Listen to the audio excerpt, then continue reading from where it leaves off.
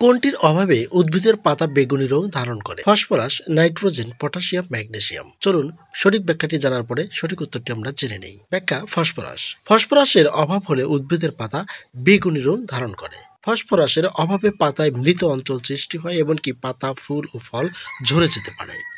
উদ্ভিদের বৃদ্ধি বন্ধ হয়ে যায় এবং উদ্ভিদ খর্বাকার হয়।